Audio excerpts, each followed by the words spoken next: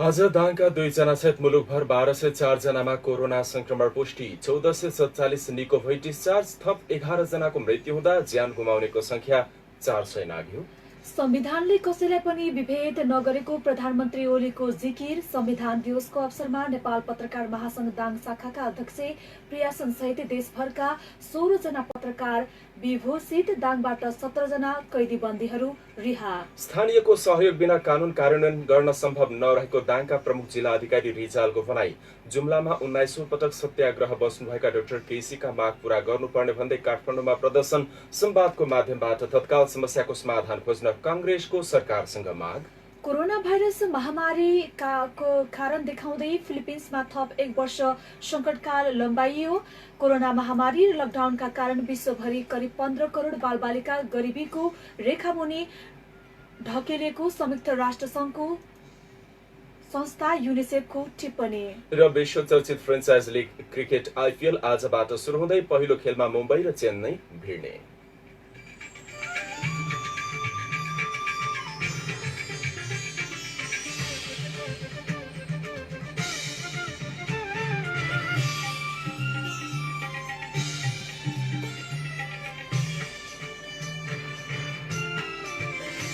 नमस्कार, इन्द्रेणी समाचारमा सहकर्मी कल्पनासँगै म छविको तपाईलाई हार्दिक स्वागत छ। इन्द्रेणी समाचार इन्द्रेणी एफएम को स्टुडियो 92.4 मेगाहर्जबाट अहिले प्रसारण भइरहेको छ। तपाई हामीलाई इन्द्रेणी एफएम 92.4 मेगाहर्ज, इन्टरनेटमा indrenifm.com.np र मोबाइल एप्लिकेसनबाट संसारभर एकैसाथ सुनिराख्नु भएको छ। यस्तै सामाजिक सञ्जालबाट पनि एकैसाथ हामीलाई सुन्न सक्नुहुन्छ। दाङ देउखुरीको गडुवामा रहेको रेडियो साझा आवाज 88.3 मेगाहर्जबाट पनि प्रत्यक्ष सुनिरहँदा अहिलेसम्मको समाचारको सिलसिला प्रारम्भ गरौं। अब मुख्य प्रसंगबाट। इन्द्रेणी समाचारमा प्रमुख समाचार विस्तार गर्नुभन्दा पहिले निजी क्षेत्रका उद्योगी व्यवसायीहरूको मागलाई गम्भीरतापूर्वक लिँदै कतिपय विषयहरू कार्यान्वयनको तहमा समेत छलफल भइरहेको डाक्टर युवराज खतिवड़ाले जानकारी गराउनु भएको नेपाल उद्योग परिसंघले जनाएको सम्बन्धी विशेष समाचार। नेपाल उद्योग परिसंघको टोलीले प्रधानमन्त्रीका विशेष आर्थिक सल्लाहकार हालै मात्र नियुक्त हुनुभएका डाक्टर युवराज खतिवड़ासँग भेट गरेको छ। परिसंघले वर्तमान अवस्थाको विविध विषयमा छलफल गरेको बताएको छ। परिसंघका अध्यक्ष सतीश कुमार मोरको नेतृत्वमा गएको टोलीले उद्योगहरूमा कार्यरत कर्मचारी वा कामदारमा संक्रमण भेटिएमा कन्ट्याक्ट ट्रेसिङको आधारमा कर्मचारी तथा कामदारको पीसीआर टेस्ट गराएर बाँकी कर्मचारी तथा कामदारबाट उद्योग सञ्चालन गर्ने व्यवस्था गर्नुपर्ने माग गर्नुभएको थियो। यसैगरी पर्यटन क्षेत्रलाई व्यवस्थित गर्दै होटल तथा पर्यटक गन्तव्यहरूलाई पूर्ण रूपमा सञ्चालन गर्नुपर्ने 14 दिनसम्मको क्वारेन्टाइनको व्यवस्थालाई परिमार्जन गरी 3 दिनको क्वारेन्टाइनको व्यवस्था गर्नुपर्ने सम्बन्धमा पनि छलफल भएको परिसंघले आज विज्ञप्ति निकालेरै जानकारी गराएको छ। निजी क्षेत्रबाट सञ्चालित अस्पतालहरू तथा होटलहरूलाई आबद्ध गराएर उपचार तथा क्वारेन्टाइन र आइसोलेसनका सेवाहरू प्रदान गर्न निजी क्षेत्रलाई पनि दिनुपर्ने धारणा परिसंघले राखेको छ। हाल उड्डयन क्षेत्रमा देखेको अन्यलता र सो क्षेत्रका जायज मागहरूलाई पनि छलफलको माध्यमबाट सम्बोधन गरिनुपर्ने धारणा राखिएको परिसंघले बताएको छ। सो अवसरमा डाक्टर खतिवड़ाले मागहरूलाई गम्भीरतापूर्वक लिएको र कतिपय विषयहरू कार्यान्वयनको तहमा समेत छलफल भइरहेको बताउनु भएको परिसंघले बताएको छ। परिसंघबाट प्राप्त सुझावहरू राम्रो रहेकाले आफ्नो तर्फबाट कार्यान्वयन गर्ने निकायसम्म समेत छलफलको माध्यमबाट कार्यान्वयनको प्रक्रिया अघि बढाउने धारणा व्यक्त गर्नुभएको नेपाल उद्योग परिसंघले जनाएको छ। बितेको 24 घण्टामा दाङका 2 जना सहित मुलुकभर 1204 जनामा कोरोना भाइरसको संक्रमण पुष्टि भएको छ। 10,333 जनाको पीसीआर परीक्षण गर्दा 1204 जनामा संक्रमण देखिएको स्वास्थ्य तथा जनसंख्या मन्त्रालयले जनाएको छ। यो सँगै नेपालमा कोरोना भाइरसको कुल संक्रमित संख्या 62,797 पुगेको छ। यस्तै बितेको 24 घण्टामा 1447 जना निको भएर घर फर्किसक्नु भएको छ। यो सँगै निको हुनेको संख्या 45,267 पुगेको छ। अब नेपालमा 17,129 जना सक्रिय संक्रमित आइसोलेसनमा रहनु भएको छ। यस्तै 7,735 जना क्वारेन्टाइनमा रहेको मन्त्रालयले जानकारी दिएको छ। यस्तै बितेको 24 घण्टामा 11 जनाको मृत्यु भइसकेको छ, जसमा 7 जना महिला रहनु भएको छ भने 4 जना पुरुषहरू रहनु भएको छ। यो सँगै मृत्यु हुनेको कुल संख्या नेपालमा 401 पुगेको मन्त्रालयका प्रवक्ता डाक्टर जागेश्वर गौतमले जानकारी दिनुभएको छ। यता बाँकेको नेपालगञ्ज स्थित भेरी अस्पतालमा गरिएको कोरोना परीक्षणमा दाङका 2 सहित थप 15 जनामा कोरोना संक्रमण पुष्टि भएको छ। संक्रमित हुनेमा दाङका तुलसीपुर उपमहानगरपालिका वडा नम्बर 7 का 20 वर्षका पुरुष र वडा नम्बर 6 का 26 वर्षीय एक महिलामा संक्रमण पुष्टि भएको भेरी अस्पतालले बताएको छ। अन्य कोरोना पुष्टि हुनेमा 9 जना बाँकेका, 3 जना बर्दियाका, 1 जना कैलालीका रहेका छन्। भेरी अस्पतालले जारी गरेको सूचना अनुसार पछिल्लो 48 घण्टामा 150 जनाको पीसीआर परीक्षण गर्दा 15 जनामा कोरोना पुष्टि भएको छ। यता दाङको राप्ती स्वास्थ्य विज्ञान प्रतिष्ठानमा दैनिक जसो पीसीआर परीक्षणका लागि स्वाब पठाइए पनि अहिले पछिल्लो समय अद्यावधिक नगर्दा जिल्लामा कतिजना संक्रमित भए भन्ने बारेमा अन्योलता देखिएको छ। हिजो पनि दाङमा संक्रमित भेटिए पनि पछिल्लो समयसम्म अवस्था के भयो भन्ने बारेमा अन्योलता देखिएको थियो। स्वास्थ्य कार्यालय दाङले पनि अद्यावधिक नगर्दा समस्या भएको बताएको छ। आज पनि राप्ती स्वास्थ्य विज्ञान प्रतिष्ठानमा स्वाब परीक्षणका लागि पठाइएकोमा अहिलेसम्म पछिल्लो अद्यावधिक गरिएको छैन। दाङका प्रमुख जिल्ला अधिकारी गोविन्द प्रसाद रिजालले स्थानीयको सहयोग बिना कानून कार्यान्वयन गर्न सम्भव नहुने बताउनु भएको छ। रोटरी क्लब अफ तुलसीपुर सिटीको आयोजनामा आज भएको कार्यक्रममा प्रमुख जिल्ला अधिकारी रिजालले सुशासन कायम गर्न सबैले सहयोग गर्नुपर्ने बताउनु भएको हो।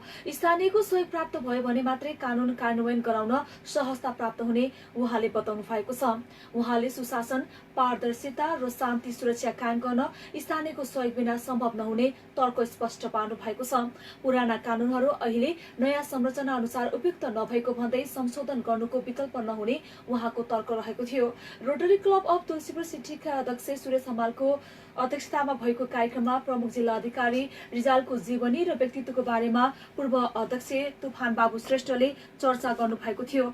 क्लबका प्रस्तावित अध्यक्ष यज्ञ बहादुर केसीको स्वागत मन्तव्यबाट सुरु भएको कार्यक्रममा यस अघिका अध्यक्ष देव बहादुर केसीले क्लबको गतिविधिको बारेमा जानकारी गराउनु भएको थियो।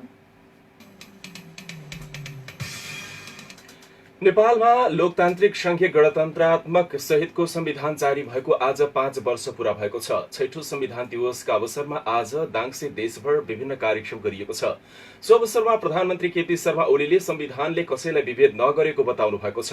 उहाँले संविधानले विभेद गरेको पुष्टि भए औचित्य र आवश्यकताका आधारमा संशोधन गरी अगाडि बढ्ने समेत बताउनु भएको छ। संविधान दिवसका अवसरमा काठमाडौँको सैनिक मञ्च टुडीखेलमा भएको कार्यक्रमलाई सम्बोधन गर्दै उहाँले नेपालको संविधान सबैलाई अटाउने संविधान रहेको भन्दै आशंका वा अस्पष्टता भए त्यसलाई हटाउन सरकार प्रतिबद्ध रहेको पनि बताउनुभयो। उहाँले अब देशको विकासमा जुट्न पनि अपील गर्नुभएको छ। विकासको काम भइहाल्छ नि भनेर पन्छिने अवस्था नरहेको प्रधानमन्त्री ओलीको भनाइ छ। उहाँले कोरोना नियन्त्रण र रोकथाममा सरकारले गरेका कामलाई समीक्षा गर्दा उत्साहजनक रहेको दावी पनि गर्नुभयो।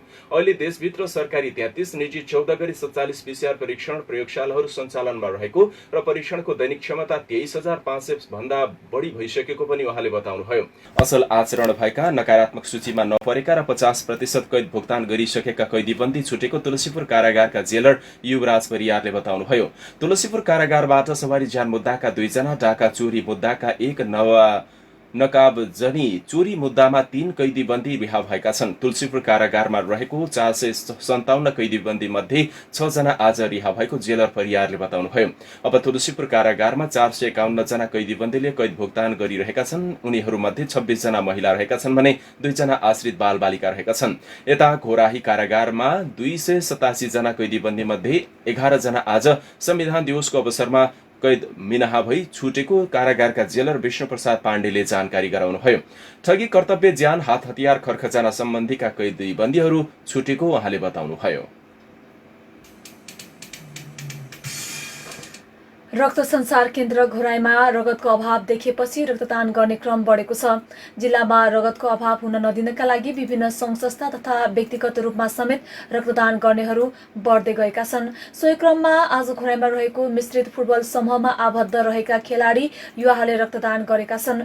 मिश्रित फुटबल समूहका सदस्य विरोध गौतमको नेतृत्वमा 7 जना युवाहरूले घोराईमा रहेको रक्त संसार केन्द्रमा पुगेर रक्तदान गर्नुभएको हो। लकडाउनका क्रममा रक्तदान गर्ने कार्यमा कमी भएपछि रक्त संसार केन्द्र घोराईमा ब्लडको अभाव देखिएको थियो।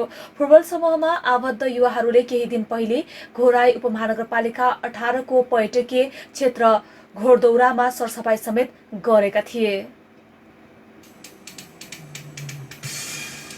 जुम्लामा 19औं पटक सत्याग्रह बस्नुभएका डाक्टर गोविन्द केसीका माग पूरा गर्नुपर्ने माग गर्दै काठमाडौँमा प्रदर्शन भएको छ। डाक्टर केसी कर्णाली स्वास्थ्य विज्ञान प्रतिष्ठानमा एमबीबीएस कार्यक्रम सञ्चालन गर्नुपर्ने लगायत स्वास्थ्य र शिक्षाका माग राख्दै सत्याग्रहमा बस्नु भएको छ।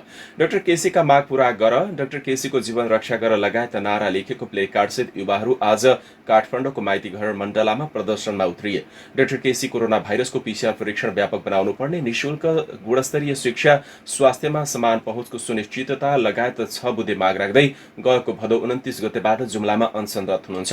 यसैबीच नेपाली कंग्रेसले चिकित्सा शिक्षा क्षेत्रमा सुधारका लागि विगतदेखि नै सत्याग्रहमा सरिक अभियन्ता डाक्टर गोविन्द केसीको जुम्लामा जारी पछिल्लो अनसन एक साता पुग्न लाग्दा पनि सरकारले संवादको कुनै पहल नगरेको विषयलाई गम्भीरतापूर्वक लिएको बताएको छ। कंग्रेस प्रवक्ता विश्वप्रकाश शर्माले आज एक विज्ञप्ति जारी गर्दै 2075 साल साउन 10 गते प्रधानमन्त्री स्वयंको अग्रसरतामा डाक्टर केसीसँग सरकारले गरेको सम्झौता त्यही वर्षको माघ महिनामा सरकारले उल्लङ्घन गरेको नजिर नदोहोर्याएर इमानदार वार्ता र सार्थक कार्यान्वयनका लागि सरकार समक्ष माग गर्नुभएको छ। विक्रमसम्म 2046 को परिवर्तन पश्चात कांग्रेस नेतृत्वको सरकारको नीति र कार्यक्रमको जगमा एकातर्फ दर्जनौं मेडिकल कलेज देशमा स्थापित भए भने चिकित्सा शिक्षा क्षेत्रको विसंगति अन्त्य गरेर सुधारका लागि कांग्रेसकै नेतृत्वको सरकारले डाक्टर केदार भक्त माथेमाको नेतृत्वमा उच्च स्तरीय कार्यदल निर्माण गरेर प्राप्त सुझाव बमोजिम सुधारका विविध कार्य अघि बढाएको विज्ञप्तिमा उल्लेख गरिएको छ। दाङको राप्ती स्वास्थ्य विज्ञान प्रतिष्ठान, कर्णाली स्वास्थ्य विज्ञान प्रतिष्ठान लगायत सम्ममा सुधार लगायत जनशक्ति र पूर्वाधार विकासको माग अघि सारेर अनसनरत डाक्टर केसीसँग संवाद गरी उहाँको जीवनलाई जोखिमबाट जोगाउँदै जायज मागहरू पूरा गर्ने दिशामा तत्काल प्रक्रिया आरम्भ गर्न कांग्रेसले संघीय सरकार र कर्णाली प्रदेश सरकारसँग अपील पनि गरेको छ। सोमबारदेखि आन्तरिक हवाई उडान शुरू हुने भएको छ। संस्कृति, पर्यटन तथा नागरिक उड्डयन मन्त्रालयले असोज 5 गतेदेखिको आन्तरिक उडान तालिका स्वीकृत गर्न नेपाल नागरिक उड्डयन प्राधिकरणलाई निर्देशन दिएको छ। मन्त्रालयले लकडाउन अघिको एयरलाइन्सहरूको बजार हिस्साको आधारमा उडान तालिका स्वीकृत गरी उडान शुरू गर्ने व्यवस्था गर्न निर्देशन दिएको हो। हवाई यात्रा गर्ने यात्रुहरूका लागि नयाँ नियम तय गरिएको छ। नयाँ नियम अनुसार हवाई यात्रुले बोर्डिङ पास लिनु अगाडि हेल्थ डिक्लेरेसन फर्म भर्नुपर्नेछ। यसरी भरेको फर्म आफूले यात्रा गर्ने एयरलाइन्सलाई बुझाउनु पर्ने छ भने यात्रुले पालना गर्नुपर्ने नियमका सन्दर्भमा प्राधिकरणले सार्वजनिक सूचना जारी गर्नुपर्नेछ। कम्पनीहरूले अग्रिम टिकट बुकिङ 50% भइसकेको बताएका छन्। यसैबीच सार्वजनिक यातायातले पनि असोज 1 गतेबाट मध्यम तथा लामो दूरीका यातायात सेवाहरू सुचारू गरिसकेका छन्। नेपाल विद्युत प्राधिकरणको कार्यकारी निर्देशकमा रहनुभएका यसअघिका कुलमान घिसिङलाई पुनर्नियुक्ति गर्नुपर्ने माग गर्दै भएको प्रदर्शनमा बब्लु गुप्ता र मनिष श्रेष्ठमाथि भएको कुटपिटबारे छानबिन गर्न नेपाल प्रहरीले समिति गठन गरेको छ। सहयोग ग्रुपका गुप्तामाथि बिहिबार प्रहरीले निर्घात कुटपिट गरेको थियो। प्रदर्शनका क्रममा नियन्त्रणमा लिइसकेपछि पनि प्रहरीले कुटेको थियो। यस्तै शुक्रबार बिजुली बजार क्षेत्रमा भएको प्रदर्शनमा प्रहरीको कुटपिटबाट श्रेष्ठको टाउकोमा गम्भीर चोट लागेको छ। दुवै घटनामा प्रहरीले सर्वसाधारणमाथि अनावश्यक बल प्रयोग गरेको भन्दै चर्को आलोचना भएपछि महानगरीय प्रहरी कार्यालय रानी पोखरीले छानबिन समिति गठन गरेको छ।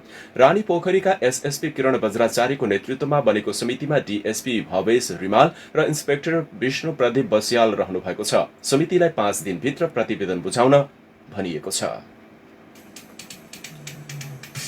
इन्द्रणी समाचारमा अब अन्तर्राष्ट्रिय समाचार। फिलिपिन्समा थप 1 वर्ष संकटकाल लम्बाइएको छ। राष्ट्रपति रोड्रिगो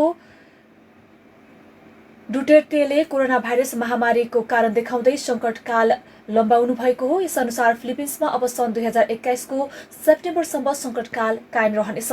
यसअघि गत मार्चमा 6 महिनाका लागि संकटकाल घोषणा गरेको थियो। तर कोरोना महामारीको नियन्त्रण नभएपछि 1 वर्षका लागि लम्बाएको सरकारी अधिकारीहरूले बताएका छन्। महामारीबाट भएको मानवीय क्षति न्यूनीकरण गर्न भन्दै फिलिपिन्सका राष्ट्रपतिले संकटकाल घोषणा गरिएको बताएको छ। फिलिपिन्समा पछिल्लो 24 घण्टामा कोरोनाबाट 3257 जना संक्रमित थपिएका छन्। यो सँगै जम्मा संक्रमितको संख्या 2,80,000 पुगेको छ। तीमध्ये 2 लाख भन्दा धेरै संक्रमण मुक्त भइसकेका छन्। अहिलेसम्म मृत्यु हुनेको संख्या 4,000 भन्दा धेरै रहेका छन्। बालबालिकाका लागि काम गर्ने संयुक्त राष्ट्र संघको संस्था यूनिसेफका अनुसार कोरोना महामारी र लकडाउनका कारण विश्वभर करिब 15 करोड बालबालिका गरिबीको रेखामुनि धकिलिएका छन्। कोरोना संकटका कारण थपिएका सहित विश्वमा गरिबीको रेखामुनि पुग्ने बालबालिकाको संख्या 1 अर्ब 20 करोड पुगेको बताइएको छ। यूनिसेफ र बाल अधिकारका लागि काम गर्ने संस्था सेभ द चिल्ड्रेनको ताजा प्रतिवेदन अनुसार कोरोनाका कारण करोडौं बालबालिका गरिब भएका छन् भने पहिले नै गरिब बालबालिकाको अवस्था अझ दयनीय भएको छ। अध्ययन अनुसार महामारी र लकडाउनका कारण यस्ता बालबालिकाहरूको संख्यामा 15% वृद्धि भएको छ। यूनिसेफले अबको समयमा स्थिति थप बिग्रन सक्ने चेतावनी समेत दिएको छ। अमेरिकामा आइतबारदेखि टिकटक र बिच्याट डाउनलोडमा प्रतिबन्ध लाग्ने भएको छ। त्यहाँको वाणिज्य मन्त्रालयले आउँदो 24 घण्टामा यी दुवै एप यूएस एप स्टोरबाट हटाउने र त्यसपछि यसलाई डाउनलोड गर्न नपाउने उल्लेख गरेको छ। राष्ट्रपति डोनाल्ड ट्रम्पले अन्तिम समयमा कुनै सम्झौता नगरेमा अमेरिकी एप स्टोरमा टिकटक र बिच्याट प्रतिबन्धित हुने बताउनु भएको बीबीसीले जनाएको छ। ट्रम्प प्रशासनले टिकटक तथा बिच्याट सहितका चिनिया एप्लिकेसनले अमेरिकाको राष्ट्रिय सुरक्षामा खतरा पैदा गरेको बताउँदै आइरहेको छ। तर यो आरोप दुवै चिनिया कम्पनीले अस्वीकार गर्दै आइरहेका छन्। इन्द्रेणी समाचारमा अब एउटा खेल समाचार। विश्व चर्चित फ्रेन्चाइज लीग क्रिकेट आइपीएल आजबाट शुरू हुँदैछ। गत मार्च 29 देखि शुरू हुनुपर्ने प्रतियोगिता कोरोना महामारीका कारण विश्वका अधिकांश देश जस्तै भारतमा पनि लकडाउन भएपछि प्रतियोगिता अन्यल भएको थियो। अन्ततः आजबाट प्रतियोगिता शुरू हुन लागेको हो। स्थगित भएको प्रतियोगिता आजदेखि नै यूएईमा सञ्चालनमा आउन लागेको छ। प्रतियोगिता पनि अन्य क्रिकेट प्रतियोगिता जस्तै बन्द रङशालामा गर्न लागेको छ। पहिलो दिन उद्घाटन खेलमा आज मुम्बई इन्डियन्स र चेन्नई सुपर किङ्स आम्ने सामने हुँदैछन्। मुम्बई रोहित शर्माको कप्तानीमा उत्रिँदैछ भने चेन्नई महेन्द्र सिंह धोनीको कप्तानीमा मैदानमा उत्रिँदैछ। मुम्बईको टिमबाट अन्तिम समयमा लासिथ मालिङ्गा बाहिरिएपछि केही दबावमा देखिएको छ भने चेन्नईको टिममा पनि त्यस्तै समस्या देखिएको छ। चेन्नईका उपकप्तान समेत रहेका सुरेश रैना र स्पिनर बलर हरभजन सिंह टिमबाट बाहिरिनु भएको थियो। नेपाली समयानुसार आइपीएल आज राति 7:45 बजेबाट सुरु हुँदैछ। यिनै देश विदेश खेल समाचारका साथ हामी इन्द्रेणी समाचारको अन्त्यमा छौं। जाँदै प्रमुख समाचार शीर्षक फेरि एकपटक। आज दाङका 2 जना सहित मुलुकभर 1204 जनामा कोरोना पुष्टि, 1447 जना निको भई डिस्चार्ज, थप 11 जनाको मृत्यु हुँदा ज्यान गुमाउनेको संख्या 400 नाग्यो। संविधानले कसैलाई पनि विभेद नगरेको प्रधानमन्त्री ओलीको जिकिर। संविधान दिवसका अवसरमा नेपाल पत्रकार महासंघ दाङ शाखा अध्यक्ष प्रियासनसहित देशभरका 16 पत्रकार विभूषित। दाङबाट आज 17 जना कैदी बन्दी रिहा। स्थानीयको सहयोग बिना कानून कार्यान्वयन गर्न सम्भव नरहेको दाङका प्रमुख जिल्ला अधिकारी रिजालको भनाई। जुम्लामा 19औं पटक सत्याग्रह बस्नुभएका डाक्टर केसीका माग पूरा गर्नुपर्ने भन्दै काठमाडौँमा प्रदर्शन। संवादको माध्यमबाट तत्काल समस्याको समाधान खोज्न कंग्रेसको सरकारसँग माग। कोरोना भाइरस महामारीको कारण देखाउँदै फिलिपिन्समा थप 1 वर्ष संकटकाल लम्ब्याइयो। कोरोना महामारी र लकडाउनका कारण विश्वभर करिब 15 करोड बालबालिका गरिबीको रेखामुनि धकिलेको संयुक्त राष्ट्र संघको संस्था यूनिसेफको टिप्पणी। र विश्व चर्चित फ्रेन्चाइज लीग क्रिकेट आइपीएल आजदेखि सुरु हुँदै पहिलो खेलमा मुम्बई र चेन्नई भिड्ने। हवस् त अहिलेलाई बेलुकी 5:30 को यो इन्द्रेणी समाचार सकियो। समाचार सुनेर साथ दिनुहुने यहाँहरू सबै श्रोता र प्रविधि संयोजन गरी साथ दिने प्राविधिक साथी सीमा पाण्डेलाई धेरै धन्यवाद। अब बेलुकी 7:30 बजे तपाईँ अर्को इन्द्रेणी डायरी सुन्न सक्नुहुनेछ। अहिलेलाई समाचार कक्षका सबै सहकर्मीहरूसँगै साथी कल्पना अनि म छवि आज्ञा माग्छौं। नमस्कार।